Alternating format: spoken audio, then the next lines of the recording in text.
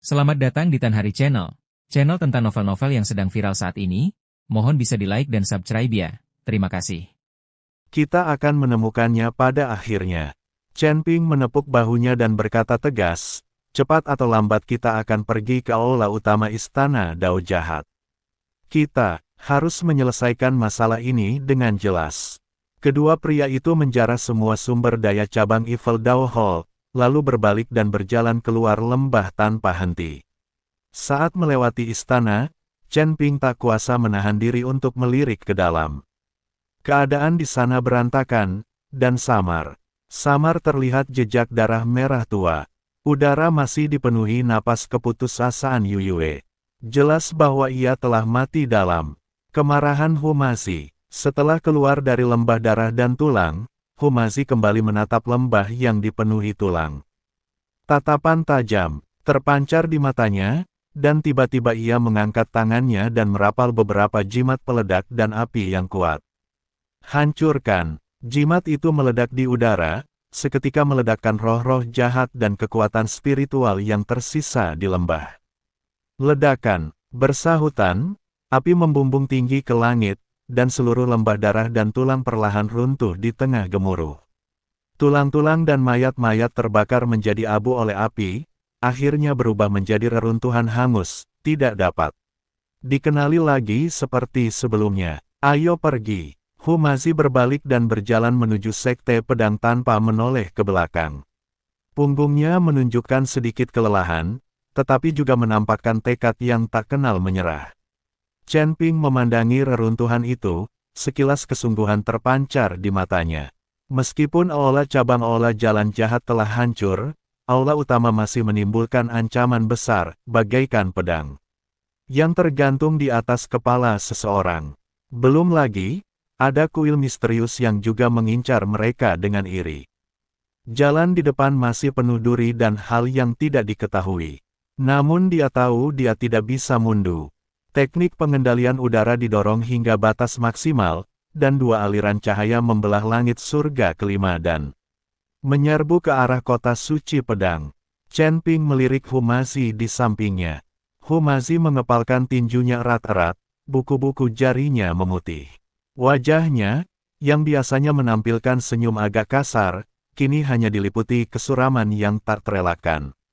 Kelompok dari lembah darah dan tulang meratakan aula cabang aula jalan jahat dengan tanah, memenggal kepala Yu Wuxi, Yu Wuji dan bahkan kepala aula cabang, tetapi mereka hanya menerima berita bahwa jiwa keluarga Hu yang paling penting telah dikirim ke aula utama. Tidak ada cara untuk mengetahui apakah itu telah disempurnakan. Tuan Hu, kata Chen Ping, sambil memperlambat langkahnya. Karena aula utama istana Dao Jahat berani menerima jiwa keluarga Hu, itu berarti mereka belum sepenuhnya memurnikannya. Selama mereka masih di sana, kita pasti akan menemukan mereka suatu hari nanti. Humazi menarik napas dalam-dalam, jakunnya bergerak dua kali, dan suaranya agak serak, aku tahu, tapi ketika aku memikirkan jiwa rakyatku yang mungkin masih menderita, hatiku terasa seperti terbakar. Dia mengangkat tangannya dan memukul dadanya, jejak merah menyala di matanya, jika aku tidak mengalami reinkarnasi saat itu, keluarga Hu tidak akan berakhir seperti ini. Jangan terlalu keras pada dirimu sendiri tentang masa lalu. Chen Ping menepuk bahunya, pedang pembunuh naga berdengung di sampingnya, seolah mencerminkan tekadnya. Selanjutnya, mari kita cari aula utama istana jalan jahat dan aula ke-6 kuil suci. Cepat atau lambat, urusan ini akan selesai. Humazi mengangkat pandangannya ke arah Chen Ping. Melihat tidak ada keraguan di matanya, depresi di hatinya sedikit mereda, lah mengangguk berat, oke. Dengan kata-katamu, aku merasa lega. Keduanya tak berkata apa-apa lagi, dan energi spiritual di sekitar mereka kembali bergejolak. Tubuh mereka berubah menjadi dua aliran cahaya yang lebih cepat dan melesat menuju garis besar kota suci pedang. Saat mendekati kota suci pedang, puluhan sosok terlihat berdiri di gerbang kota dari jauh, dan pemimpinnya adalah Mo Chen. Lah mengenakan jubah tau biru abu-abu, berdiri dengan tangan di belakang punggung, matanya menatap langit. Baru, setelah melihat sosok Chen Ping dan Humasi, alisnya yang tegang sedikit mengendur.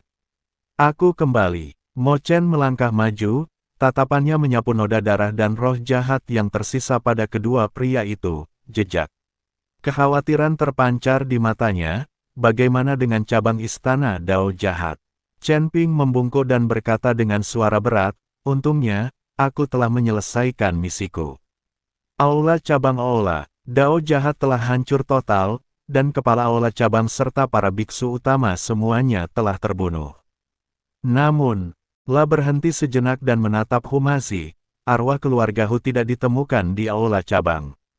Menurut pengakuan Yu, Wuxi dan yang lainnya, mereka telah dikirim ke aula utama aula jalan jahat.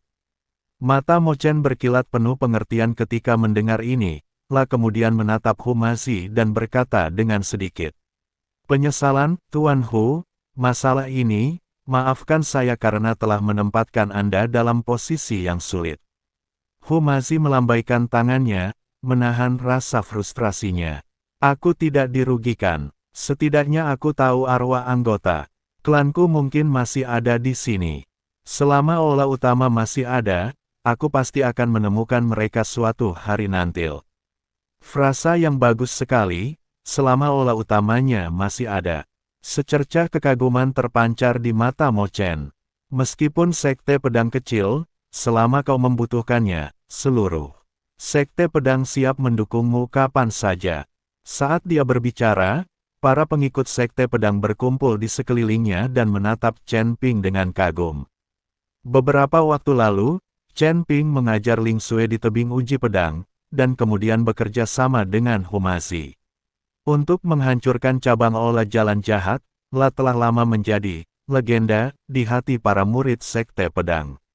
Saudara Chen sungguh hebat, seseorang berteriak, dan murid-murid lain pun menyahut, suaranya menggema hingga ke pintu gerbang kota. Chen Ping tersenyum dan mengangguk, tatapannya menyapu kerumunan, dan segera menemukan sosok yang familiar. Ling Xue berdiri di belakang kerumunan, mengenakan pakaian putih, memegang erat sebuah bungkusan polos di tangannya. Saat melihatnya, matanya langsung berbinar, tetapi ada juga sedikit kegugupan. Tanpa sadar ia bergerak maju sedikit, lalu berhenti. Hati Chen Ping tergerak sedikit dan dia berjalan menuju Ling Xue.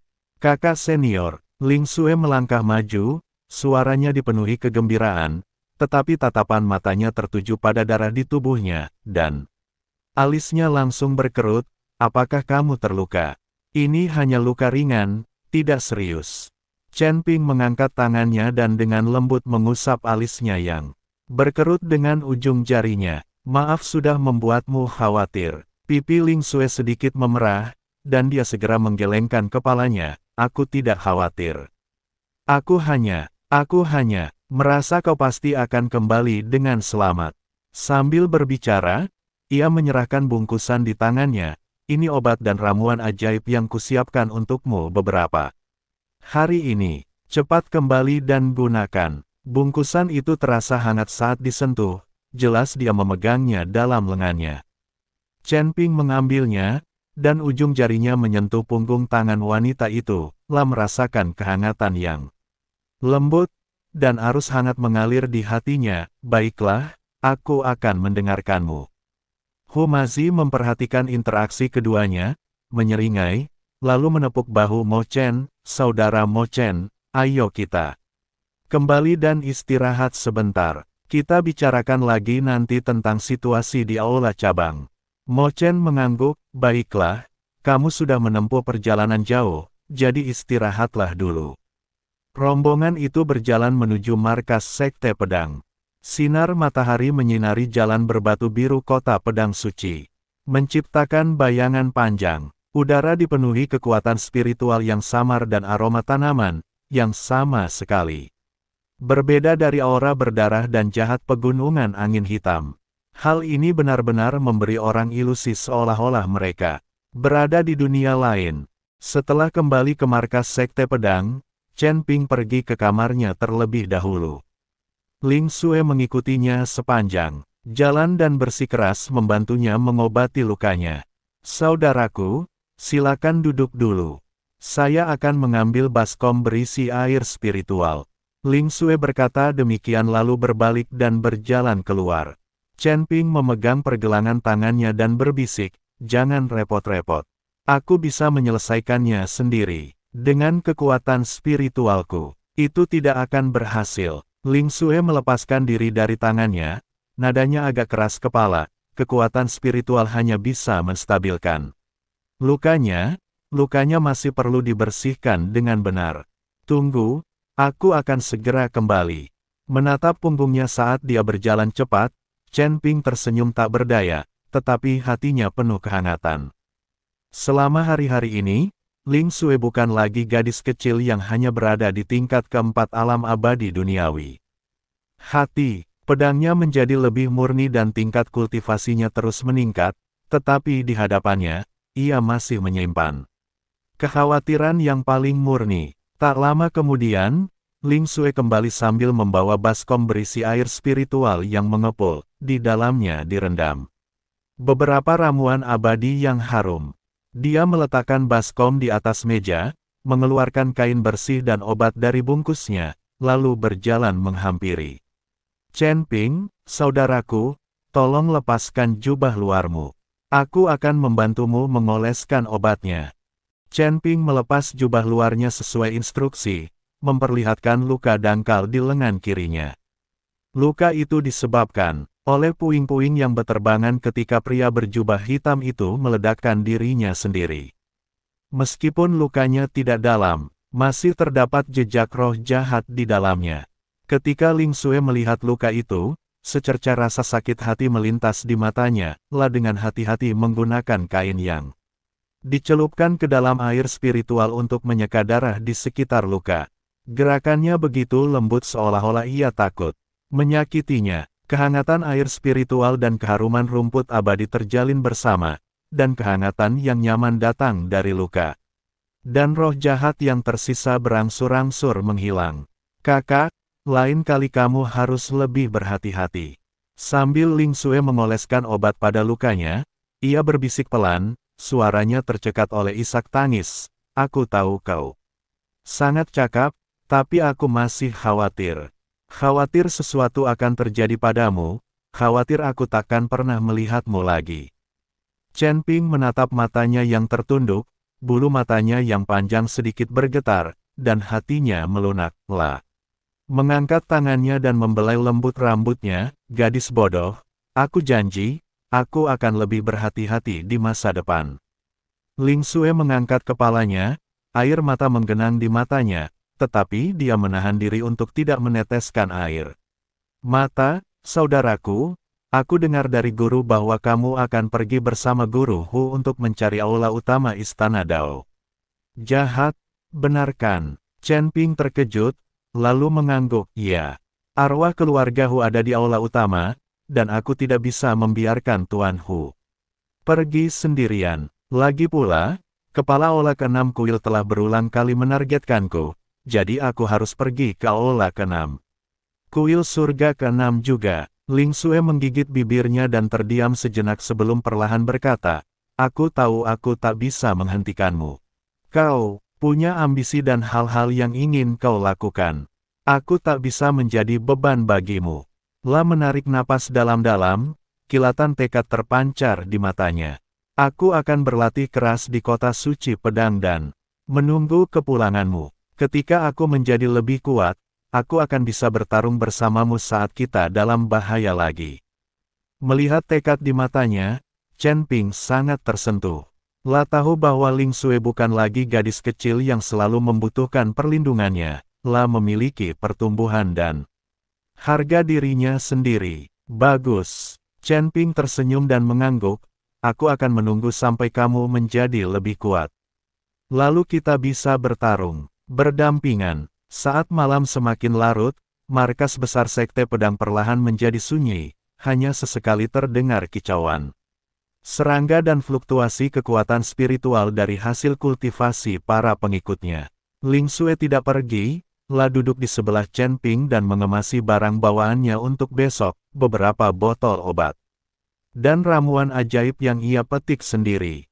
Sambil membereskan semuanya, ia terus mengomel dan menasihati, "Saudaraku, energi abadi surga ke-6 lebih padat daripada energi abadi surga ke-5. Saat berlatih, engkau harus memperhatikan pengendalian kekuatan spiritualmu dan jangan terlalu rakus. Jika Anda menjumpai monster yang tidak dikenal, pastikan untuk mengamatinya terlebih dahulu dengan saksama dan jangan bertindak gegabah. Bawalah juga botol, Kingsin dan ini. Jika Anda diserang roh jahat, ini bisa membantu menenangkan pikiran Anda." Chen Ping mendengarkan dengan sabar, sesekali mengangguk setuju. Dia tahu bahwa di balik instruksi ini ada keengganan dan kekhawatiran Ling Xue. "Ling Xue," Chen Ping memotongnya, suaranya rendah dan lembut, "setelah aku selesai mengurus urusan surga ke-6 dan menemukan aula utama istana jalan jahat, aku pasti akan kembali untuk mencarimu." Ling Xue berhenti dan menatapnya, matanya penuh kasih sayang, "Kakak, aku akan menunggumu. Berapapun lamanya, aku akan menunggumu." Dia berdiri dan dengan lembut melemparkan dirinya ke pelukan Chen Ping, memeluk pinggangnya erat dengan kedua tangan, menempelkan pipinya di dada pria itu, merasakan detak jantungnya yang stabil. Chen Ping mengangkat tangannya dan memeluknya, wangi rambutnya tercium di hidungnya, dan hatinya dipenuhi kelembutan. "Kakak," suara Ling Xue teredam, aku ingin kau mengingatku." Chen Ping menundukkan kepalanya, menatap puncak kepala orang di pelukannya, dan berkata dengan lembut, "Aku tidak akan pernah melupakanmu." Saat malam semakin larut, lampu di ruangan berkedip-kedip, memantulkan dua sosok yang berpelukan, penuh keengganan dan kehangatan. "Apakah kamu masih kesakitan?" Chen Ping bertanya pada Ling Xue dengan lembut. "Sedikit." Ling Xue mengangguk. "Biar aku gosokkan untukmu," kata Chen Ping. Lalu dia meletakkan tangannya di atasnya dan menggosok Ling Xue.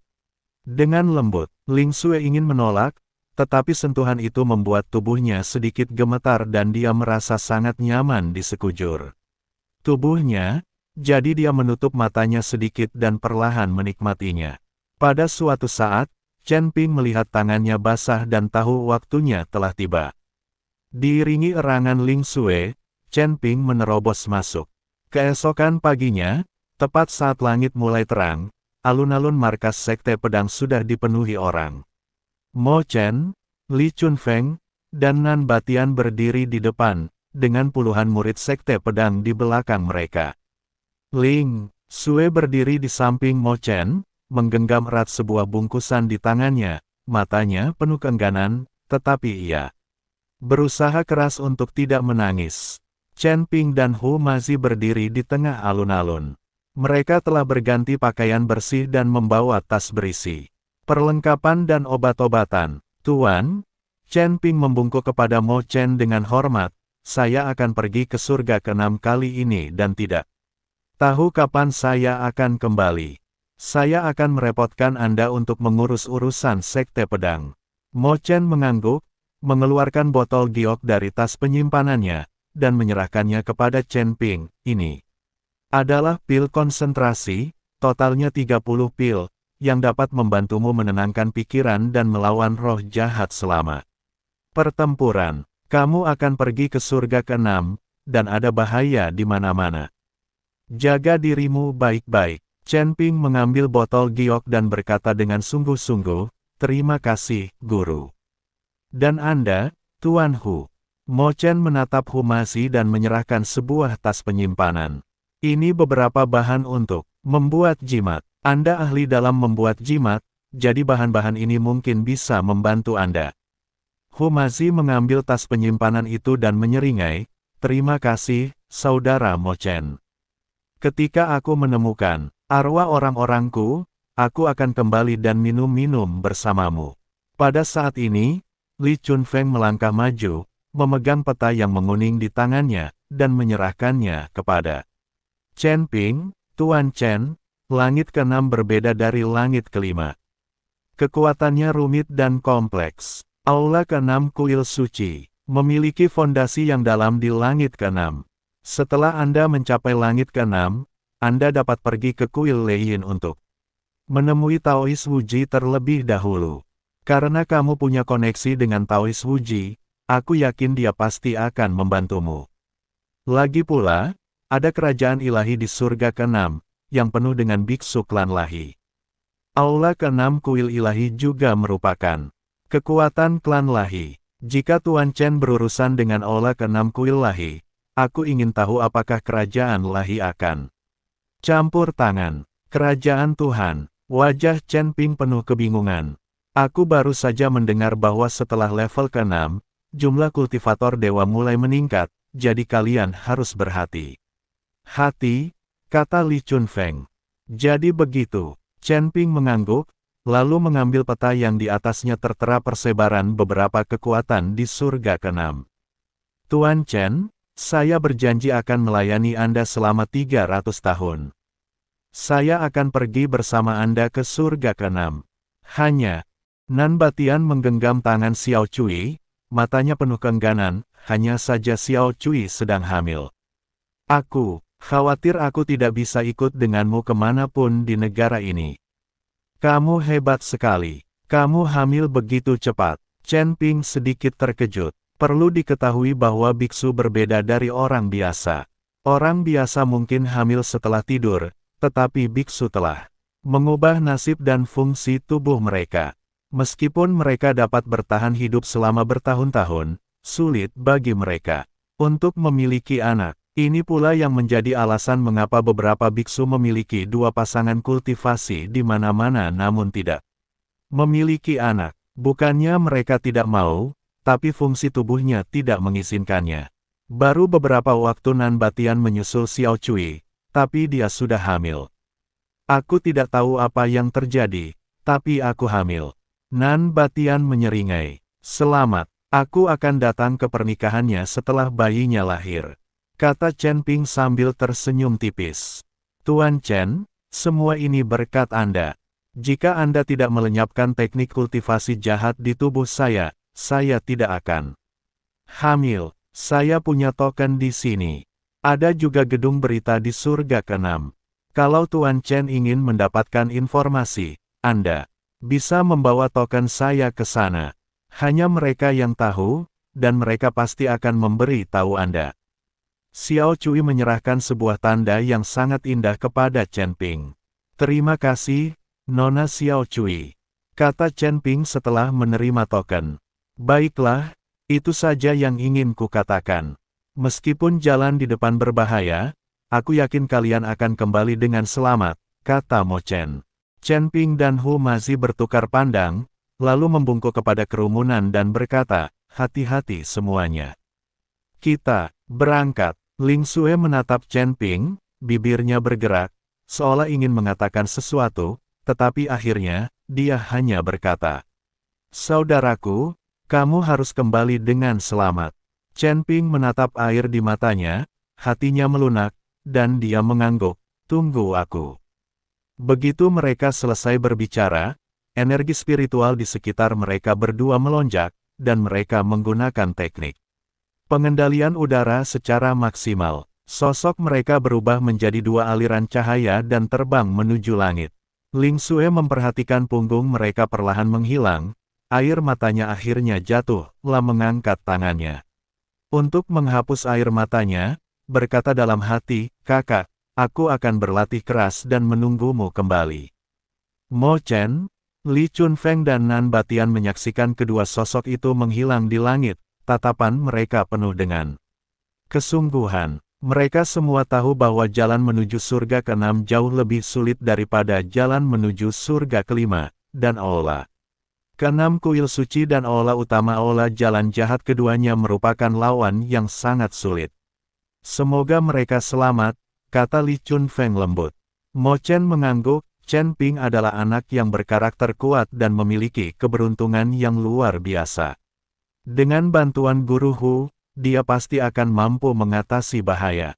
Setelah meninggalkan kota suci pedang, Chen Ping dan Hu Mazi bergegas menuju surga ke-6.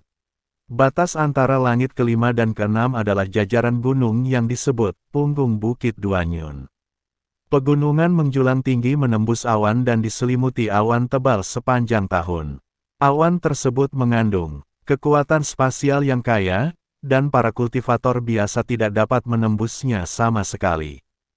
Hanya mereka yang telah mencapai tingkat ketujuh alam abadi bumi yang hampir tidak dapat menahan terjangan kekuatan spasial tersebut. Cloud Breaking Ridge ada di depan. Chen Ping menunjuk ke pegunungan yang tertutup awan di depan dan berkata dengan suara berat, "Konon, kekuatan spasial di dalamnya sangat kacau. Kita harus berhati-hati." Humazi mengangguk, mengeluarkan 2 jimat kuning dari tas penyimpanannya, dan menyerahkan satu kepada Chen Ping. Ini adalah jimat pengatur ruang angkasa, yang dapat membantu kita menstabilkan kekuatan ruang angkasa di sekitar dan mengurangi perlawanan. Chen Ping mengambil jimat itu dan menempelkannya di tubuhnya. Jimat itu langsung berubah menjadi cahaya kuning redup, menyelimuti tubuhnya. Benar saja, ia merasakan kekuatan. Ruang di sekitarnya menjadi jauh lebih lembut. Ridge, keduanya tak berkata apa-apa lagi, dan dengan sekejap tubuh mereka menghilang ke dalam awan di Duanyun. Begitu mereka memasuki awan, mereka merasakan tarikan yang kuat yang seakan-akan merobek tubuh mereka. Ruang di sekitarnya terus terdistorsi, dan retakan ruang hitam muncul dari waktu ke waktu, memancarkan aura yang mendebarkan jantung. Hati-hati dengan celah ruang. Humazi berteriak keras dan terus-menerus melemparkan jimat di tangannya. Cahaya kuning jatuh di sekitarnya dan, untuk sementara menstabilkan retakan ruang. Chen Ping juga berkonsentrasi dan waspada. Kekuatan naga di tubuhnya bersirkulasi, sisik emas menyelimuti lengannya. Dan cahaya keemasan melonjak di sekujur tubuhnya, menghalangi tarikan kekuatan ruang di luar tubuhnya. Pedang pembunuh naga berdengung di sampingnya, dan energi pedang menebas dari waktu ke waktu, memotong celah ruang angkasa yang mendekat. Mereka berdua melangkah dengan susah payah menembus awan. Di telinga mereka, terdengar desiran angin dan desisan ruang yang terdistorsi. Di depan mereka, awan dan retakan ruang yang terus berubah. Setiap langkah terasa sangat sulit. Setelah waktu yang tidak diketahui, seberkas cahaya akhirnya muncul di depan. Surga ke-6 ada di depan. Sekilas kegembiraan terpancar di mata Humazi dan dia mempercepat langkahnya. Keduanya bergegas menuju cahaya, melewati lapisan awan terakhir, dan pemandangan di depan mereka berubah. Seketika, langit tak lagi biru muda seperti langit kelima, melainkan biru tua. Awan-awan melayang di udara bagai kapas, memancarkan aura peri yang kaya. Di bawahnya terdapat pegunungan bergelombang yang diselimuti hutan lebat. Sesekali, raungan monster terdengar dari hutan, dan aura mereka beberapa kali lebih kuat daripada monster di tingkat kelima. Energi abadi yang begitu padat. Humazi menarik napas dalam-dalam, wajahnya tampak takjub. Setidaknya 3 kali, lebih padat daripada tingkat kelima. Berlatih di sini setidaknya akan menggandakan kecepatanku. Chen Ping juga merasakan energi spiritual di udara dan diam-diam terkejut. Konsentrasi energi abadi di surga ke-6 memang jauh lebih tinggi daripada di surga kelima. Tak heran jika tingkat kultivasi para kultivator di surga ke-6 umumnya lebih tinggi daripada di surga kelima. Ini baru surga ke-6. Jika Anda mencapai surga ke-9, ke-19, dan terakhir surga ke-36. Energi abadi tidak akan begitu padat dan substansial. Di bawah langit biru, 2 seberkas cahaya menembus awan dan mendarat dengan mantap di hutan kuno yang lebat. Chen Ping menarik kembali cahaya keemasan di sekelilingnya. Humazi tak sabar untuk menghirup udara dalam-dalam. Wajahnya penuh keheranan. Wow! Energi abadi tingkat ke-6 ini bahkan lebih kaya daripada sumber spiritual tingkat kelima. Humazi mendecakkan bibirnya, energi spiritualnya mengalir deras ke seluruh tubuhnya. Ia merasakan meridiannya menjadi lebih rileks. Aku sudah lama terjebak di tingkat ke-9 alam abadi duniawi. Mungkin jika aku tinggal di sini selama beberapa bulan, aku bisa mencapai ambang alam abadi manusia. Chen Ping tidak menjawab, matanya sudah mengamati sekeliling. Hutan purba ini benar-benar berbeda dari pegunungan angin hitam di surga kelima. Pepohonannya begitu lebat, sehingga membutuhkan lebih dari 10 orang untuk memeluknya.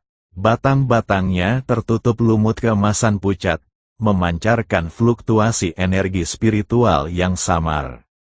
Kristal seukuran kepalan tangan dapat terlihat di mana-mana di tanah, memantulkan sinar matahari dan bersinar terang. Raungan monster yang datang dari jauh itu begitu kuat hingga cukup untuk menakuti bahkan para kultivator tahap awal alam abadi bumi tingkat kelima. Hati-hati, Chen Ping memegang pedang pembunuh naga di pinggangnya. Pedang itu berdengung pelan di sarungnya, seolah memberi peringatan. Binatang iblis dari surga ke-6 tidak hanya lebih kuat, tetapi mereka mungkin juga memiliki beberapa kemampuan aneh yang dipupuk oleh energi abadi. Tepat saat dia selesai berbicara, tiba-tiba terdengar suara kerak keras dari hutan lebat di sebelah kiri, diikuti oleh embusan angin, dan dedaunan yang berguguran di tanah tertiup ke seluruh langit. Seekor monster raksasa melesat keluar dari balik pohon, seluruh tubuhnya bersisik biru kehitaman. Kepalanya seperti buaya raksasa, tetapi bermata 3 merah tua.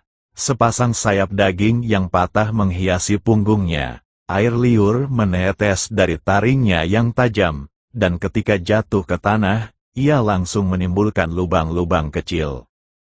Itulah binatang bersisik busuk bermata 3. Ekspresi Humazi sedikit berubah saat ia mengeluarkan 2 jimat dari tas penyimpanannya. Aku pernah melihat catatan di buku-buku kuno dari surga kelima bahwa sisik binatang ini dapat menahan serangan dari Dewa Bumi tingkat 7. Air liurnya sangat beracun. Dan yang paling merepotkan adalah mata ketiganya dapat mengeluarkan bau busuk yang akan menggerogoti jiwa jika disentuh.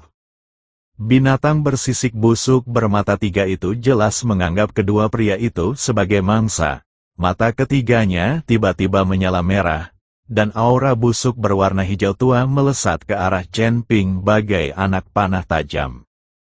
Chen Ping menggerakkan kakinya sedikit dan melakukan langkah pengendalian api. Tubuhnya berubah menjadi bayangan untuk menghindari udara kotor. Udara kotor itu jatuh ke pohon tua di belakangnya, dan batangnya langsung menghitam dan membusuk. Hanya dalam beberapa tarikan napas, pohon itu berubah menjadi genangan air hitam. Tepat waktu, Humazi tertawa terbahak-bahak dan melemparkan jimat di tangannya. Jimat api, 2 api meledak di udara dan berubah menjadi 2 ular api yang melilit binatang bersisik busuk bermata 3 itu. Ular api itu menyentuh sisik-sisik itu, menimbulkan suara mendesis, namun gagal menembus pertahanan dan hanya meninggalkan 2 bekas hangus. Binatang bersisik busuk bermata 3 itu merasakan sakit, meraung marah, dan membuka mulut besarnya untuk menggigit Humazi. Humazi tak berani melawan, dan segera melemparkan jimat penggerak angin, melayang beberapa kaki ke belakang. Bersamaan dengan itu, ia melemparkan jimat pengikat dengan punggung tangannya. Rune kuning terjalin membentuk jaring besar di udara, menjerat anggota tubuh binatang bersisik busuk bermata 3 itu. Chen Ping, ambil tindakan! Humazi berteriak. Cahaya keemasan berkilat di mata Chen Ping, dan kekuatan naga di tubuhnya bersirkulasi dengan liar. Pedang pembunuh naga terhunus, dan energi pedang keemasan dengan api yang berkobar menebas. Tebasan api naga, energi pedang jatuh di punggung binatang bersisik busuk bermata 3 itu, dan sisik-sisiknya hancur seketika. Api menyebar dan membakar kulit serta dagingnya. Binatang bersisik busuk bermata 3 itu menjerit nyaring dan berjuang melepaskan diri dari jimat pengikat. Tetapi Humazi telah menambahkan beberapa jimat, dan runenya menjadi semakin erat. mengikatnya dengan kuat di tempatnya. Api keemasan terus melahap vitalitasnya, napasnya semakin lemah, dan akhirnya ia roboh ke tanah, berubah menjadi tumpukan mayat hangus. Chen Ping melangkah maju perlahan, dan api di pedang pembunuh naga berangsur-angsur padam. Dia mengamati bangkai binatang bersisik busuk bermata tiga dan menemukan kristal hijau muda di kepalanya, yang memancarkan kekuatan spiritual samar. Ini kristal sisik rusak, mungkin bisa digunakan untuk memurnikan ramuan yang bisa mengusir kejahatan. Dia menyimpan kristal itu dan berbalik menatap Humazi. Sepertinya bahaya di surga ke-6 lebih besar dari yang kita duga. Humazi mengangguk dan menyimpan jimatnya. Ayo pergi. Pertama, cari tempat yang banyak biksunya untuk menanyakan lokasi kuil Leiyin. Ngomong-ngomong, cari tahu tentang kerajaan para dewa. Aku selalu merasa tempat itu tidak sederhana. Tanpa henti, mereka berdua melesat ke udara, keluar dari hutan kuno. Di sepanjang jalan, mereka bertemu beberapa monster kuat, tetapi mereka dengan mudah mengalahkan semuanya. Sekitar setengah jam kemudian, sebuah area terbuka muncul di hadapan mereka. Sebuah kota kecil terletak di lembah. Sebuah papan kayu tergantung di pintu masuk kota dengan 3 huruf besar bertuliskan kota Qingfeng. Orang-orang datang dan pergi di kota. Kebanyakan dari mereka adalah biksu, beberapa mengenakan jubah Tao, beberapa mengenakan baju zirah, dan beberapa membawa senjata besar. Orang dengan aura terendah juga berada di tingkat ke-7 alam abadi bumi. Ketika Chen Ping dan Humazi memasuki kota, mereka langsung menarik perhatian banyak orang. Meskipun aura mereka telah banyak tertahan, tekanan dari alam abadi bumi tingkat ke-9 masih membuat para kultivator tingkat rendah merasa tidak nyaman. Kedua teman Taoisku, apakah kalian baru saja mencapai surga ke-6? Seorang biksu parubaya berpakaian abu-abu melangkah maju dengan senyum ramah di wajahnya. Saya, pemandu kota Qingfeng. Nama belakang saya Wang. Jika Anda membutuhkan informasi atau akomodasi, silakan datang kepada saya. Chen Ping menatap pemandu Wang dan menyadari bahwa tingkat kultivasinya hanya berada pada tingkat ke-7 alam abadi duniawi. Namun dia berani mengambil inisiatif untuk mendekati dan berbicara dengannya, yang menunjukkan bahwa dia punya keberanian. Kami ingin menanyakan lokasi kuil Leiyin, kata Chen Ping. Kami juga ingin mengetahui situasi di Kerajaan Dewa. Ketika pemandu Wang mendengar kata Kerajaan Tuhan, raut wajahnya sedikit berubah. Tanpa sadar ia melihat sekeliling dan berkata dengan suara rendah, "Rekan Taois, kau tidak boleh membicarakan kerajaan Tuhan di depan umum. Itulah kekuatan tertinggi di surga ke-6, dan orang-orang yang tinggal di sana semuanya dewa, dan mereka semua sombong. Jika kita, para kultivator manusia, menyinggung mereka, paling banter kultivasi kita akan lumpuh, dan paling buruk, kita akan kehilangan nyawa kita." Humazi mengerutkan kening. Sehebat itu, apa hubungan kerajaan dewa dan kuil? Ku dengar istana ke-6 kuil juga ada di langit ke-6. Pemandu Wang menghela napas, menuntun keduanya ke sudut kedai teh, duduk, memesan sepoci teh spiritual, lalu berkata perlahan, "Kerajaan Tuhan dan kuil, meskipun keduanya milik para dewa, adalah dua hal yang berbeda. Kerajaan dewa adalah kerajaan para dewa ortodoks, yang menempati dataran Godfall di bagian timur surga ke-6. Para dewa di sana semuanya terlahir dengan kekuatan ilahi dan sangat kuat. Aula ke-6 Istana Ilahi kemudian menjadi terkenal, terletak di ngarai gelap di sebelah barat surga ke-6. Seni ilahi yang mereka kembangkan agak tidak lazim, dan konon mereka menangkap biksu manusia untuk mengolah obat. Kerajaan ilahi membenci mereka, dan mereka, pada gilirannya, menolak untuk tunduk kepada kerajaan ilahi, yang menyebabkan pertempuran terbuka dan rahasia yang terus-menerus selama bertahun-tahun. Sedangkan untuk kuil Leiyin, lanjut pemandu Wang setelah menyesap tehnya, kepala biaranya, Taois Wuji, adalah dewa bumi tingkat 9. Beliau baik hati dan sering membantu para kultivator manusia, tetapi beliau menghilang selama bertahun-tahun dan baru-baru ini muncul kembali. Mulailah dari kota Qingfeng, berjalanlah 3.000 mil ke selatan dan Anda akan melihat Gunung Leiyin. Chen Ping mengangguk, mengeluarkan batu peri dari tas penyimpanannya, dan menyerahkannya kepada pemandu Wang. Terima kasih telah memberitahuku, Saudara Wang. Pemandu Wang mengambil batu abadi itu dan tersenyum lebih lebar. Kau terlalu sopan, rekan Taois. Ngomong-ngomong, sepertinya ada sesuatu yang terjadi di kerajaan ilahi baru-baru ini. Kudengar seorang bangsawan dari klan ilahi melarikan diri, dan kerajaan ilahi telah mengirim banyak orang untuk melacaknya. Jika Anda bertemu biksu berbaju zirah perak dan berpola dewa bersayap di jalan, Anda harus menjauh dari mereka. Mereka adalah penjaga dewa kerajaan dewa, dan kekuatan mereka setidaknya berada di tingkat ke-8 alam abadi duniawi. Keduanya mengucapkan terima kasih kepada pemandu Wang dan meninggalkan kedai teh. Begitu meninggalkan kota, Humazi mulai berbicara. Saya tidak menyangka kerajaan Tuhan begitu sombong, dan istana ke-6 kuil suci itu terdengar lebih buruk daripada istana kejahatan. Kuil Leiyin yang kita cari ada di tengah, dengan musuh-musuh kuat di kedua sisi. Air di surga ke-6 jauh lebih dalam daripada di surga ke-5. Chen Ping menatap ke arah selatan dengan tatapan tajam. Semakin berbahaya, semakin kita harus berhati-hati.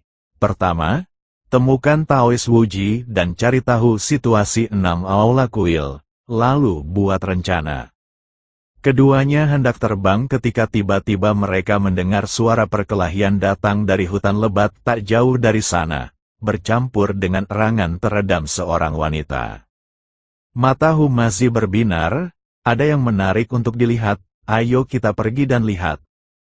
Chen Ping tidak menghentikan mereka. Ia juga menyadari adanya aura khusus dalam suara pertarungan tersebut. Aura tersebut bukanlah kekuatan spiritual kultivator manusia atau aura iblis monster, melainkan semacam kekuatan agung, agak mirip dengan kekuatan para dewa yang disebutkan oleh pemandu Wang.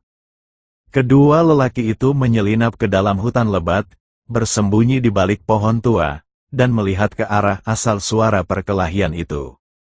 Di ruang terbuka, seorang wanita tengah bertarung sengit dengan 3 pendeta berbaju besi perak. Wanita itu mengenakan gaun panjang putih dengan sulaman motif-motif ilahi keemasan di ujungnya, rambut hitam panjangnya berkibar tertiup angin. Ia tampak cantik, tetapi dengan sedikit kesombongan yang dingin. Ia tidak memegang senjata apapun, dan hanya menggunakan sepasang tangan giok untuk menunjukkan kekuatan magisnya. Cahaya keemasan mengalir di ujung jarinya, dan setiap kali ia mengayunkan pedangnya, ia mampu memukul mundur penjaga dewa. Ketiga pengawal dewa itu memegang tombak-tombak bermotif dewa bersayap. Mereka bekerja sama secara diam-diam, membentuk formasi segitiga, menjebak perempuan itu di tengah. Yang mulia, menyerahlah, pengawal dewa terkemuka berkata dengan dingin. Yang mulia telah memerintahkan bahwa selama kau kembali dan mengakui kesalahanmu, nyawamu akan diampuni. Jika tidak, kami tidak punya pilihan selain membawamu kembali ke kerajaan Tuhan dengan paksa. Mengakui kesalahanmu, wanita itu mencibir. Suaranya jernih namun dengan nada dingin. Aku tidak bersalah, ayahku mencoba menikahkanku dengan putra penguasa ketiga kuil agar bisa bersekutu dengan kuil. Aku tidak akan pernah kembali. Wajah pengawal dewa terkemuka menjadi gelap. Yang mulia, ini masalah yang sangat penting bagi kerajaan ilahi. Anda tidak bisa bertindak sewenang-wenang, karena Anda menolak bekerja sama. Jangan salahkan kami karena bersikap kasar. Setelah selesai berbicara, dia melambaikan tangannya, dan dua pengawal dewa lainnya menyerang pada saat yang sama. Tombak mereka membawa aura tajam, mengarah langsung ke titik vital wanita itu. Jejak kepanikan terpancar di mata wanita itu. Meskipun kultivasinya telah mencapai tingkat ketujuh alam abadi duniawi, ia perlahan-lahan kehilangan kendali saat menghadapi tiga pengawal ilahi tingkat 8 dari alam abadi duniawi. Sebuah tombak menggores bahunya, meninggalkan jejak darah, dan gaun putihnya langsung ternoda merah. Jika kita tidak bertindak sekarang, gadis kecil ini akan ditangkap. Humazi berbisik, sambil mengeluarkan jimat di tangannya. Dilihat dari penampilannya, dia pasti bangsawan yang melarikan diri dari klan ilahi yang disebutkan pemandu Wang. Mungkin kita bisa mendapatkan lebih banyak informasi tentang kerajaan ilahi dan kuil ilahi darinya. Yang terpenting, Humazi jatuh cinta pada kultivator wanita ini. Setelah menyelamatkannya, ia bisa bersenang-senang dengannya dan melampiaskan emosinya, yang memang sepadan. Chen Ping memandang Humazi dan tentu saja tahu apa yang dipikirkan orang ini. Namun, wanita di hadapannya tampaknya berasal dari kerajaan Allah. Mungkin melalui wanita itu, ia dapat belajar tentang kerajaan Allah dan keenam aula bait suci. Jadi Chen Ping mengangguk dan berkata, "Silakan." Sebelum Humazi selesai berbicara, ia melemparkan dua jimat pemecah kejahatan, dua cahaya keemasan menyambar dan mendarat di tombak kedua pengawal dewa. Pola-pola dewa pada tombak-tombak itu langsung meredup dan kekuatannya pun berkurang drastis. Tubuh Chen Ping berkelebat, dan dia menggunakan langkah pengendalian api dan langsung muncul di belakang pengawal dewa terdepan, dengan pedang pembunuh naga mengarah langsung ke punggungnya. Penjaga dewa terkemuka terkejut dan segera berbalik untuk menangkis serangan itu. Namun, kecepatannya jauh lebih rendah daripada Chen Ping, dan energi pedang emas langsung menembus baju zirahnya dan menusuk bahunya. Dia menjerit dan darah mengucur keluar. Melihat hal itu, dua pengawal dewa lainnya segera berbalik untuk menyelamatkan. Humazi mengambil kesempatan itu untuk melemparkan jimat pengikat guna mengikat salah satu pengawal dewa, sementara Chen Ping mengayunkan pedangnya untuk memaksa mundur pengawal dewa lainnya. Wanita itu pun memanfaatkan kesempatan itu, cahaya keemasan memancar dari ujung jarinya, dan ia menamparkan dada penjaga dewa yang terikat itu. Penjaga dewa itu memuntahkan darah dan jatuh ke tanah. Pengawal dewa terkemuka tahu bahwa ia bukan tandingan mereka dan menggertakkan giginya. "Siapa kau? Beraninya kau ikut campur dalam urusan kerajaan Tuhan?" Chen Ping tidak menjawab, hanya menatapnya dengan dingin. "Enyahlah, kalau kau berani menggangguku lagi, kau akan mati." Api keemasan di tubuhnya sedikit menyala, dan tekanan tak terlihat langsung terlepas. Pengawal dewa yang memimpin menjadi pucat dan tak berani berkata apa-apa lagi. Ia membantu rekannya yang terluka berdiri dan melarikan diri karena malu. Pertarungan telah usai, dan hanya Chen Ping, Humazi, dan wanita dari suku dewa yang tersisa di tanah terbuka. Wanita itu menyingkirkan kekuatan magisnya dan melirik mereka berdua. Tak ada rasa terima kasih di matanya, melainkan sedikit kewaspadaan dan kesombongan. Dia menyeka darah di bahunya dan berbalik untuk pergi.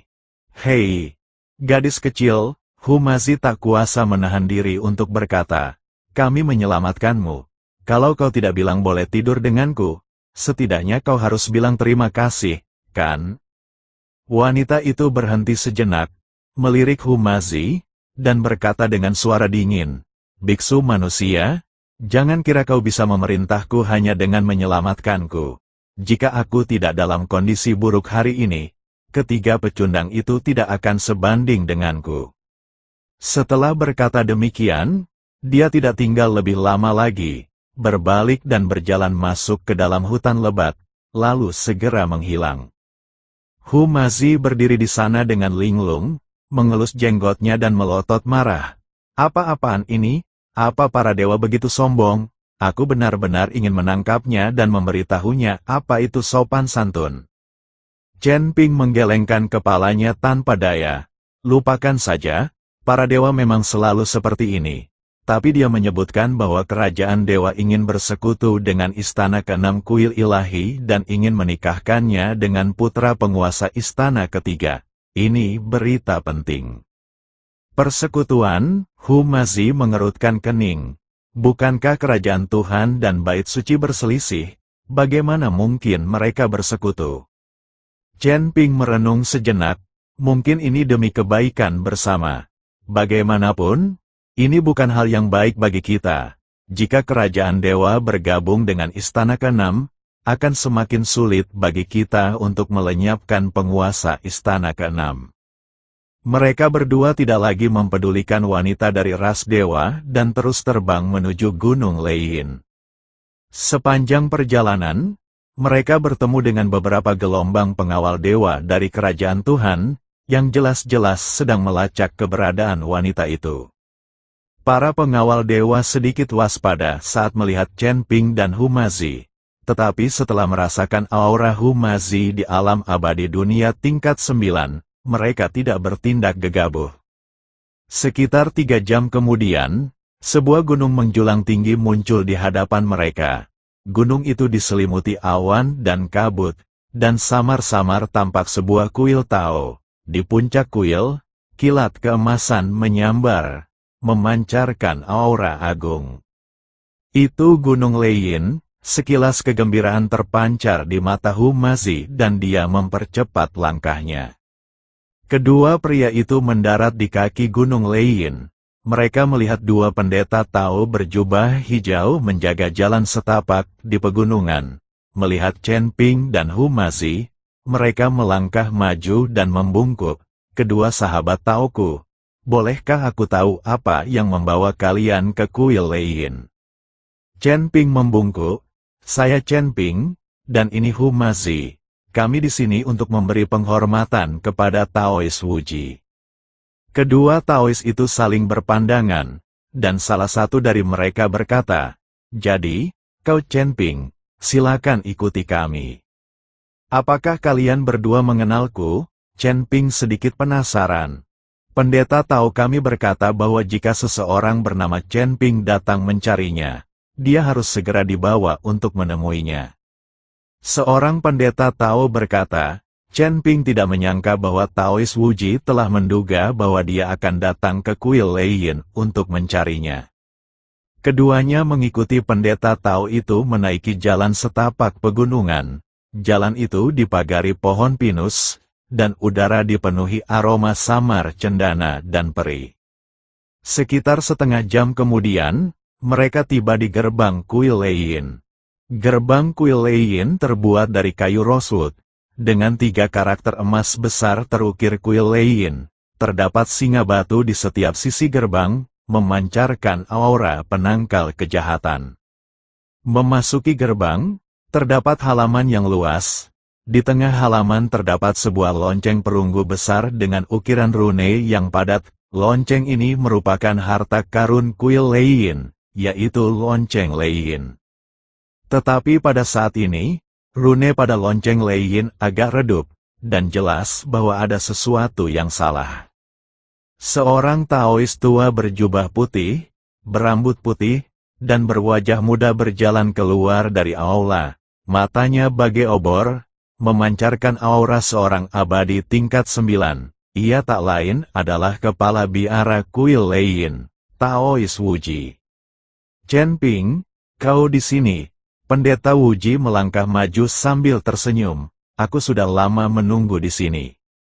Pendeta Tao Wuji tahu bahwa Chen Ping pasti akan datang, dan setelah masalah surga kelima diselesaikan, Chen Ping tidak dapat tinggal di surga kelima selamanya. Chen Ping segera membungkuk dan memberi hormat. Guru, bagaimana Anda tahu saya akan datang ke surga ke-6? Aula ke-6 kuil berada di langit ke-6. Tentu saja kau akan datang ke sini.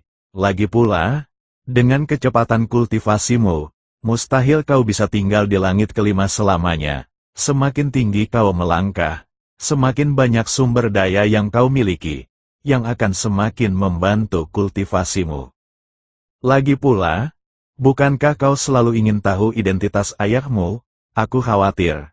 Kecuali kau mencapai puncak alam surga, kau tak akan bisa mengetahui identitas ayahmu, dan kau juga tak akan memahami rahasia alam surga saat itu. Kata Taois Wuji sambil tersenyum. Pendeta Tao Wuji mengenal Chen Ping dengan baik. Pria ini tidak akan pernah puas dengan status quo. Setelah mendengar ini, Chen Ping hanya bisa tersenyum tipis. Guru, Anda masih mengerti saya. Omong kosong, aku tidak mengenalmu. Bagaimana aku bisa menjanjikan Tinger padamu? Tapi nak, berhentilah main-main dengan perempuan lain. Sedikit energi yang di tubuhmu sudah disedot perempuan. Pendeta Tao Wuji melotot ke arah Chen Ping dan berkata. Wajah Chen Ping dipenuhi rasa malu dan dia berhenti berbicara. Hu Mazi tertawa terbahak-bahak dan berkata, orang ini terus-terusan menyebutku mesum.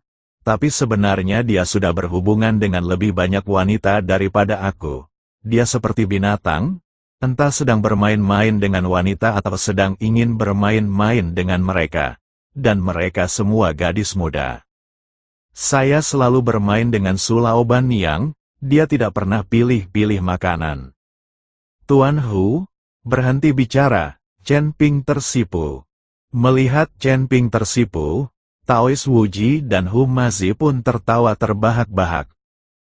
Hu Mazi melirik lonceng Lei Yin di halaman dan berkata, Tuan, sepertinya ada yang salah dengan lonceng ini.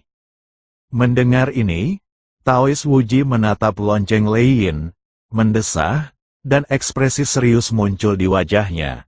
Rekan Taois Hu, penglihatanmu bagus. Sejujurnya, kuil Lei Yin memang sedang menghadapi situasi sulit baru-baru ini. 3 hari yang lalu, lonceng Lei Yin dicuri. Apa? Chen Ping dan Hu Mazi terkejut pada saat yang sama. Lonceng Lei Yin adalah harta karun kuil Lei Yin. Lonceng ini dapat menahan sihir jahat. Bagaimana mungkin lonceng ini dicuri? Pendeta Tao Wuji memimpin mereka berdua ke aula utama, dan tuan rumah serta tamu duduk. Seorang bocah Tao kecil membawakan mereka teh spiritual. Pendeta Tao Wuji menyesap teh spiritual dan berkata perlahan, Gunung Lei Yin ini mungkin tampak biasa saja, tetapi sebenarnya ini adalah tempat yang tertutup. Di dalam perut gunung, terdapat 100.000 jiwa iblis yang terkekang. Jiwa-jiwa iblis ini telah melakukan banyak kejahatan di masa lalu dan disegel di sini oleh para leluhur kuil Lei Yin-ku. Lonceng Lei Yin adalah kunci untuk menekan roh jahat. Setiap 100 tahun, lonceng guntur harus dibunyikan. Energi guntur yang terkandung dalam bunyi lonceng akan memperkuat segel, mencegah roh jahat melarikan diri. Chen Ping dan Hu Mazi saling berpandangan dan melihat keterkejutan di mata masing-masing. Jika semua 100.000 jiwa iblis bergegas keluar, surga ke-6 akan hancur. Kalau begitu, Pendeta Tao, tahukah kau bagaimana lonceng Lei Yin dicuri? Apa kau punya petunjuk? Tanya Chen Ping sambil mengerutkan kening. Pendeta Tao Wuji menggelengkan kepalanya, ekspresinya serius. 3 malam yang lalu, para murid yang sedang bertugas tiba-tiba mendengar suara angin yang aneh, dan kemudian lonceng suara guntur mulai berdengung dan menyala. Saat mereka tiba di pavilion lonceng, lonceng suara guntur telah menghilang. Hanya beberapa jejak kaki aneh yang tersisa di tempat kejadian, seperti jejak sejenis binatang iblis, tetapi juga diwarnai energi iblis. Kami melacak mereka cukup lama, tetapi tidak tahu apa yang sedang terjadi. Chen Ping menundukkan kepalanya sambil berpikir, samar-samar merasa bahwa masalah ini berhubungan erat dengan iblis. Para iblis telah mencoba menghancurkan segel itu, melepaskan jiwa iblis, dan bangkit kembali. Sekarang lonceng Lei Yin telah dicuri, dan waktunya mendekati 100 tahun. ini sama sekali bukan suatu kebetulan. Guru, saya punya ide. Chen Ping mengangkat kepalanya, mengeluarkan lonceng bermotif naga dari cincin penyimpanannya, dan menatap Taois Wuji. Aku punya lonceng bermotif naga di tanganku. Meskipun tidak sebagus lonceng suara guntur, lonceng itu juga merupakan harta karun. Kupikir, mungkin aku bisa menggambar rune pada lonceng pola naga untuk meniru efek lonceng suara guntur dan melihat apakah aku bisa menekan roh jahat itu terlebih dahulu. Secercah harapan melintas di mata Taois Wuji. Ia menatap lonceng bermotif naga di tangan Chen Ping, mengamatinya sejenak, lalu mengangguk pelan. Bahan lonceng ini luar biasa. Jika rune bisa digambar di atasnya, mungkin ada kesempatan untuk mencobanya. Namun, menggambar rune bukanlah tugas mudah dan membutuhkan seorang master yang ahli dalam seni mantra. Guru, serahkan saja masalah ini pada Guru Hu dan saya. Chen Ping menoleh ke arah Hu Mazi, yang menepuk dadanya dan meyakinkannya. Benar sekali, aku ahli menggambar rune. Selama aku punya bahan yang tepat, aku pasti bisa menggambar rune yang kuat pada lonceng pola naga. Taois Wuji segera memerintahkan murid-muridnya untuk menyiapkan bahan-bahan yang dibutuhkan untuk menggambar rune, yaitu semua bubuk mineral yang mengandung kekuatan spiritual guntur, serta pena spiritual dan kertas jimat yang dibuat khusus. Chen Ping dan Hu Mazi menemukan ruangan yang tenang dan mulai menggambar rune dalam pengasingan. Keduanya bekerja tanpa lelah siang dan malam, menggambar rune pada jam berpola naga goresan demi goresan dengan keterampilan mereka yang luar biasa dan kekuatan mental yang kuat. Setiap rune mengandung kekuatan spiritual dan kerja keras dua orang, dan menggemakan pola naga pada lonceng. Setelah beberapa hari, lonceng berpola naga itu ditutupi dengan rune padat, memancarkan aura misterius. Pada saat ini, Gunung Leiyin tiba-tiba berguncang hebat, langit tertutup awan gelap, dan bayangan iblis hitam menjulang di antara awan. Raungan tajam bergema di pegunungan. 100.000 jiwa iblis tampaknya merasakan segelnya mengendur dan mulai menyerang dengan panik. Sudah terlambat, kita hanya bisa berusaha sekuat tenaga dan membunyikan lonceng bermotif naga. Chen Ping berteriak keras, dan bersama Hu Mazi, ia membawa lonceng bermotif naga ke panggung di puncak gunung. Chen Ping mengerahkan kekuatan spiritualnya, memegang palu lonceng dengan kedua tangan, dan memukulkannya dengan keras ke lonceng berpola naga. Dengan suara keras, lonceng berpola naga itu mengeluarkan suara tumpul, dan suaranya menyebar ke seluruh Gunung Leiyin. Saat bel berbunyi, bayangan-bayangan jahat itu tampak tertahan oleh suatu kekuatan, dan momentum serangan mereka yang awalnya gila pun terhenti. Akan tetapi, kekuatan jiwa iblis itu terlalu kuat, dan hanya dalam beberapa saat, ia mulai menyerang segel itu lagi dengan panik. Rune pada lonceng berpola naga itu bersinar, terus-menerus menangkal serangan jiwa iblis, namun beberapa jiwa iblis masih berhasil menembus segel dan menyerbu ke puncak gunung. Tepat ketika semua orang putus asa, pola naga pada lonceng berpola naga itu tiba-tiba memancarkan cahaya keemasan yang menyilaukan, kemudian cahaya keemasan itu mengembun dan berubah menjadi seekor naga hijau besar. Naga biru meraung ke langit, mengguncang surga dan bumi, lalu mengayunkan cakarnya yang besar untuk menghancurkan jiwa-jiwa iblis yang berhasil menembus segel satu persatu. Roh jahat itu ditekan sementara, tetapi semua orang tahu bahwa ini hanyalah tindakan sementara. Meski lonceng pola naga sangat kuat, ia tidak dirancang khusus untuk mengusir roh jahat, dan saya khawatir ia tidak dapat mempertahankan segelnya dalam waktu lama. Kita harus menemukan lonceng Leiyin sesegera mungkin. Wajah Chen Ping tampak serius saat dia menatap Taois Wuji. Guru, saya pikir orang yang mencuri lonceng suara guntur pasti sedang berusaha melepaskan jiwa iblis, dan kemungkinan besar ada hubungannya dengan klan iblis. Guru Hu dan saya akan turun gunung untuk menyelidiki masalah ini. Pendeta Tao, Anda akan memimpin murid-murid Anda untuk menjaga lonceng pola naga dan memastikan segelnya tetap kokoh. Pendeta Tao Wuji mengangguk, ekspresinya tegas. Baiklah, aku serahkan semuanya padamu. Semua orang di kuil Leiyin akan berusaha sekuat tenaga untuk melindungi lonceng pola naga dan mencegah roh iblis itu melarikan diri.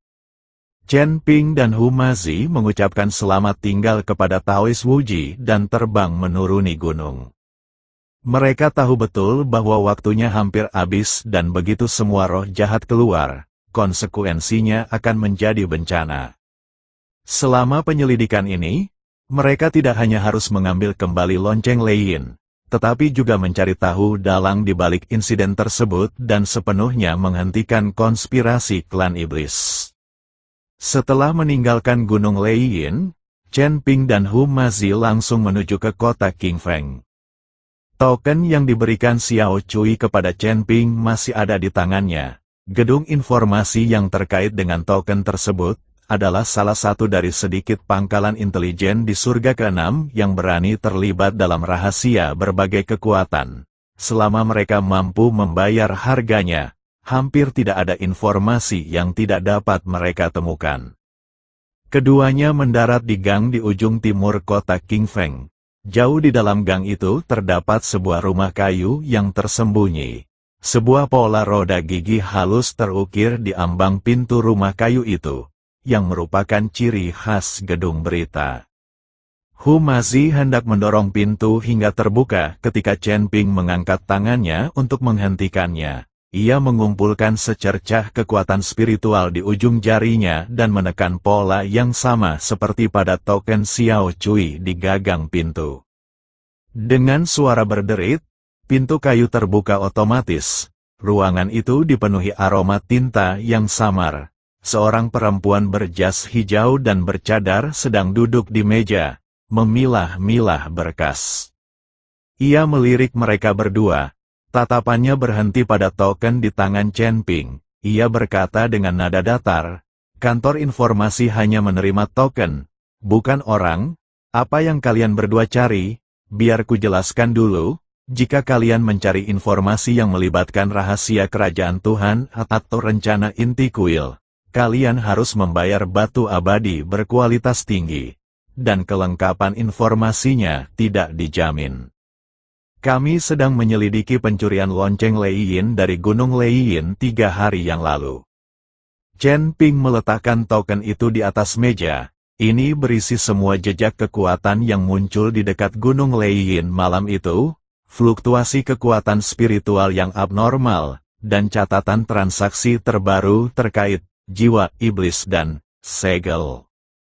Wanita itu mengambil token itu dan menggosoknya sebentar, lalu mengeluarkan bola kristal dari laci dan meletakkan token itu di permukaan bola.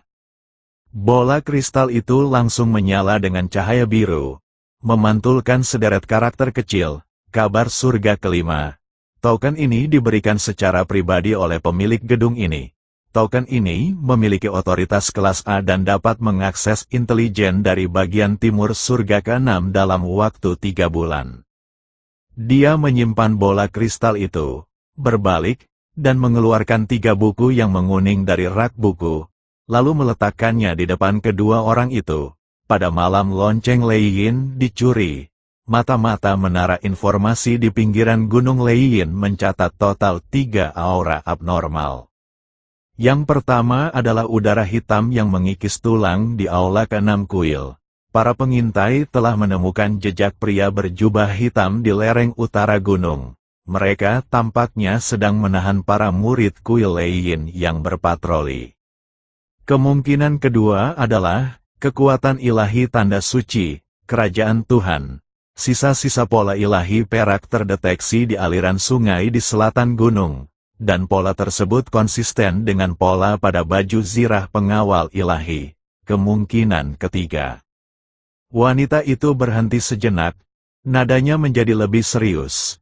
Itu, Ki jahat hati rusak. Dari aula jalan jahat, aku menemukan setengah jimat bermotif tengkorak di rerumputan dekat pavilion lonceng. Jimat itu terbuat dari bahan yang sama dengan yang digunakan di cabang aula jalan jahat surga kelima. Humazi menggebrak meja, mengejutkan para pemegang berkas. Bau, bukankah ketiga bau ini selalu berselisih? Kerajaan ilahi membenci sihir kuil ke-6, dan kuil ilahi membenci kuil Dao karena mencuri sumber daya alkimia mereka. Bagaimana mungkin mereka bisa bersatu untuk mencuri lonceng itu? Chen Ping tidak berbicara terburu-buru, tetapi mengambil sudut setengah jimat dan memeriksanya dengan cermat. Masih terdapat sedikit jejak energi jahat di tepi jimat, yang persis sama dengan aura yang ditemukan di cabang kuil jahat surga kelima. Namun, yang lebih aneh lagi adalah terdapat pola ilahi samar yang terukir di bagian belakang jimat. Gaya pola ilahi tersebut 70% mirip dengan pola emas yang terlihat di rok putri kerajaan dewa sebelumnya. Ada yang salah dengan mantra ini? Chen Ping mengumpulkan kekuatan spiritual di ujung jarinya dan dengan lembut mengetuk jimat itu. Jimat kuil Dao jahat tidak pernah memiliki pola ilahi terukir di atasnya, kecuali seseorang dengan sengaja mencangkokkan aura kerajaan dewa ke jimat kuil Dao jahat, atau ketiga pihak ini sudah berkolusi.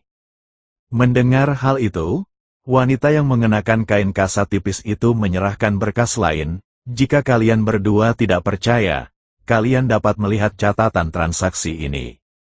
Setengah bulan yang lalu, seorang pria bertopeng perunggu memasang tugas di gedung berita, membeli struktur rune penyegel Gunung Leiyin dengan harga tinggi.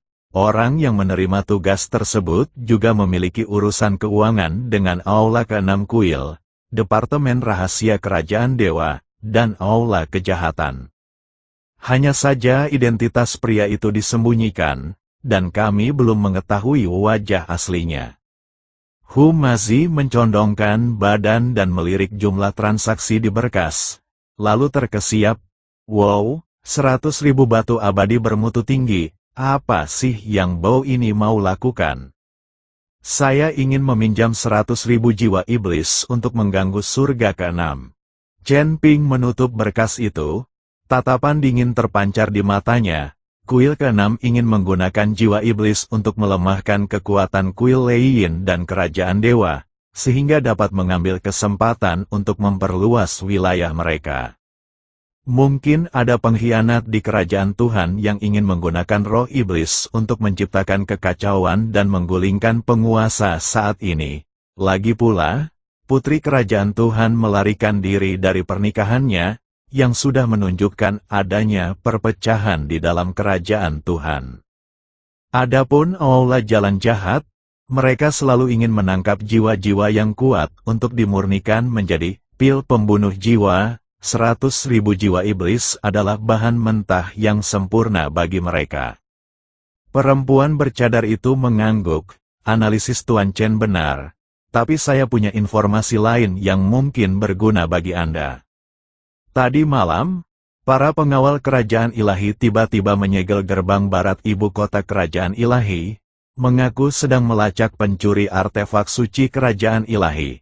Namun, menurut mata-mata kami, para pengawal sebenarnya sedang mencari seorang kultivator yang bisa mengendalikan energi iblis. Orang ini tampaknya terhubung dengan kuil Dao jahat. Chen Ping dan Humazi saling memandang dan memiliki arah dalam pikiran. Serangan mendadak para pengawal ilahi di gerbang ibu kota ilahi pasti ada hubungannya dengan lonceng Leiyin.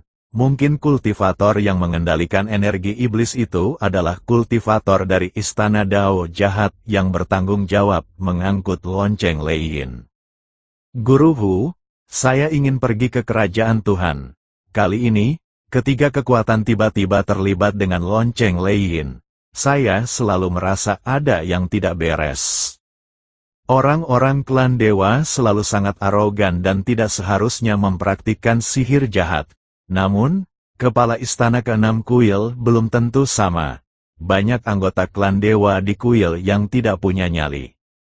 Jadi aku ingin memahami kerajaan ilahi ini dan melihat apa yang terjadi jika kerajaan ilahi ini, kuil ilahi, dan kuil Dao jahat benar-benar terhubung. Tidak akan mudah untuk mendapatkan kembali lonceng suara guntur. Setelah meninggalkan gedung berita, Chen Ping berkata kepada Hu Mazi, "Terlalu berbahaya bagimu untuk pergi ke kerajaan ilahi sendirian. Lagi pula, kerajaan ilahi penuh dengan biksu klan ilahi. Masing-masing dari mereka sangat arogan. Kau akan langsung ketahuan jika pergi ke sana. Lagi pula, kalau kau terus seperti ini, aku khawatir kau bahkan tidak akan bisa masuk ke kota dewa, dan orang-orang akan memandang rendah dirimu." Kata Hu Mazi, "Jangan khawatir. Aku punya rencana. Bukankah mereka sedang mencoba menangkap sang putri? Aku bisa membantu kerajaan Tuhan menangkap sang putri, lalu kita bisa masuk." Kata Chen Ping. Hu Mazi sedikit khawatir ketika mendengar ini. Apakah kau benar-benar akan menangkap putri kerajaan dewa? Belum lagi dia mungkin memiliki penjaga tersembunyi di sekelilingnya. Bahkan jika kau menangkapnya, kerajaan dewa dijaga ketat. Bisakah kau masuk dengan seorang putri yang penuh perlawanan? Lagi pula, kita tidak tahu di mana sang putri sekarang, bagaimana kau akan menangkapnya? Gedung berita pasti tahu. Saya bisa mendapatkan informasi dari gedung berita. Setelah Chen Ping selesai berbicara, dia menggosok token yang diberikan oleh Xiao Cui dengan ujung jarinya, dan segera lokasi spesifik putri kerajaan Tuhan muncul di lautan kesadarannya. Chen Ping tersenyum tipis. Menara berita baru saja mengirim pesan bahwa sang putri bersembunyi di lembah Luoxia di selatan kota Qingfeng. Ia sendirian di lembah itu tanpa pengawal dewa. Soal memasuki kerajaan Allah, selama dia ada di tanganku, kerajaan Allah tidak akan mudah mengambil tindakan terhadapku. Mereka menginginkan seorang putri yang utuh untuk dinikahi dan tidak akan pernah membiarkan apapun terjadi padanya. Hu Mazi masih merasa gelisah, tetapi dia juga tahu bahwa tidak ada cara yang lebih baik saat ini. Jadi dia hanya bisa mengeluarkan beberapa jimat tembus pandang dari tas penyimpanannya. Di lembah Luoxia ini, ada penghalang spiritual alami. Jimat ini dapat membantumu menyembunyikan napasmu.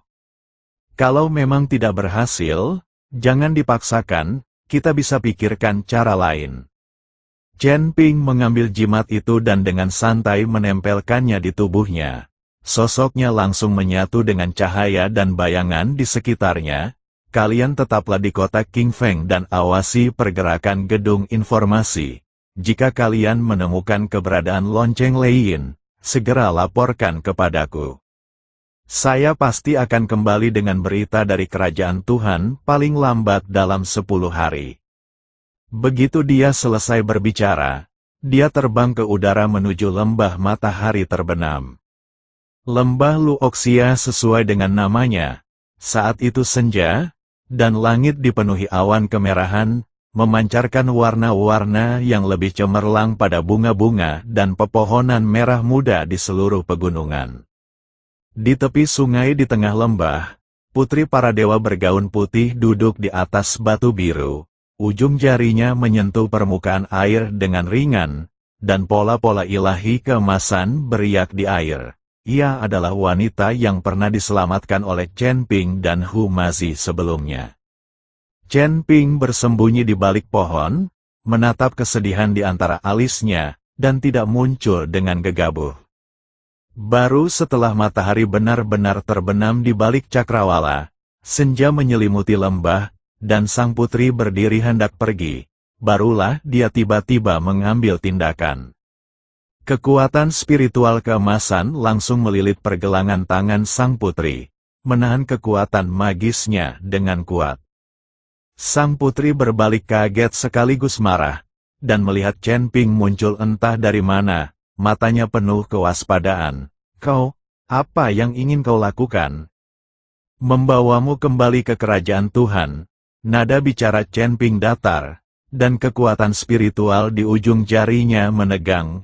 "Kerajaan Tuhan sedang mencarimu di mana-mana. Daripada ditangkap dan dihukum oleh garda ilahi, Mengapa tidak ikut denganku? Setidaknya aku tidak akan melakukan apapun kepadamu seperti yang mereka lakukan. Sang putri berjuang untuk melepaskan diri. Tetapi kekuatan spiritual Chen Ping sekuat penjepit besi. Ia mengerahkan kekuatan ilahinya, dan pola-pola ilahi keemasan menyala di sekujur tubuhnya, tetapi langsung dipadamkan oleh jimat penghancur kejahatan yang dilemparkan oleh tangan Chen Ping yang lain. Jangan buang-buang energimu. Kultivasimu tidak sebaik milikku. Jika kau terus berjuang, kau hanya akan menderita. Mustahil, kau hanya seorang kultivator tingkat pertama di alam abadi duniawi. Bagaimana mungkin kau menjebakku? Sang putri tidak mempercayainya dan terus meronta. Namun, betapapun ia berjuang, ia tidak dapat melepaskan diri. Sekalipun aku Dewa Bumi kelas 1, kau bukan tandinganku, ikuti saja aku. Chen Ping berkata sambil tersenyum tipis, saya lebih baik mati daripada kembali ke kerajaan Tuhan. Jejak tekad terpancar di mata sang putri, dan dia akan menggunakan kekuatan sucinya untuk melukai dirinya sendiri. Melihat ini, tatapan Chen Ping menjadi dingin. Ia melangkah maju, mengulurkan tangan untuk meraih ujung roknya, dan berpura-pura menariknya ke bawah. Jika kau berani mati, aku akan menghancurkan kesucianmu sekarang. Apakah Anda berpikir bahwa kerajaan Tuhan akan menggunakan Anda sebagai putri para dewa yang telah kehilangan keperawanannya demi pernikahan? Saat itu, kamu tidak hanya tidak akan mampu menyelamatkan dirimu sendiri, tetapi bahkan orang-orang yang ingin kamu lindungi akan terlibat denganmu. Sang putri membeku, dan tekad di wajahnya langsung digantikan oleh kengerian. Sebagai putri klan dewa, ia diajari sejak kecil bahwa kesucian lebih penting daripada nyawa. Jika reputasinya benar-benar dirusak oleh Chen Ping, seorang kultivator manusia, ia tidak hanya akan menjadi bahan tertawaan di klan dewa, tetapi ayahnya bahkan mungkin akan menyerang orang-orang di sekitarnya demi menyelamatkan muka. Kamu berani, suara sang putri bergetar, tetapi ia tak berani melawan lagi. Ia hanya bisa memelototi Chen Ping dengan marah. Apa maumu? Aku akan ikut denganmu. Tetapi jika kau berani tidak menghormatiku, aku akan menghajarmu bersamaku, bahkan jika itu mengorbankan nyawaku. Chen Ping mengendurkan tangannya, menarik kembali kekuatan spiritualnya, mengeluarkan tali dari tas penyimpanannya, dan dengan lembut mengikat tangannya. Kelihatannya seperti menahan diri. Tetapi sebenarnya itu memberi ruang gerak bagi Chen Ping dan tidak akan melukainya. Jangan khawatir. Asal kau membawaku ke istana kerajaan ilahi, aku pasti akan melepaskanmu. Sebelum itu, sebaiknya kau patuh. Kalau tidak aku akan melepas celanaku dan menidurimu. Chen Ping berbicara kepada sang putri seperti orang kasar. Mendengar ini, sang putri langsung memerah dan kakinya tanpa sadar terjepit. Ia tidak menyangka Chen Ping akan mengucapkan kata-kata kasar seperti itu. Sang putri menggigit bibirnya dan menatap tali yang melingkari pergelangan tangannya, matanya penuh dengan rasa malu, tetapi dia tidak mengatakan apapun pada akhirnya. Chen Ping tidak berkata apa-apa lagi dan membawanya ke udara, terbang menuju ibu kota kerajaan para dewa. Setelah terbang di udara selama sekitar 8 jam, dunia di depan kami tiba-tiba berubah. Awan yang tadinya tipis kini menjadi sepadat kapas, memancarkan cahaya keemasan redup. Udara perih di udara begitu kaya hingga hampir mengembun menjadi embun. Saat ku hirup, aku merasakan meridianku sedikit memanas. Di bawahnya bukan lagi bebatuan terjal seperti pegunungan biasa, melainkan dataran luas.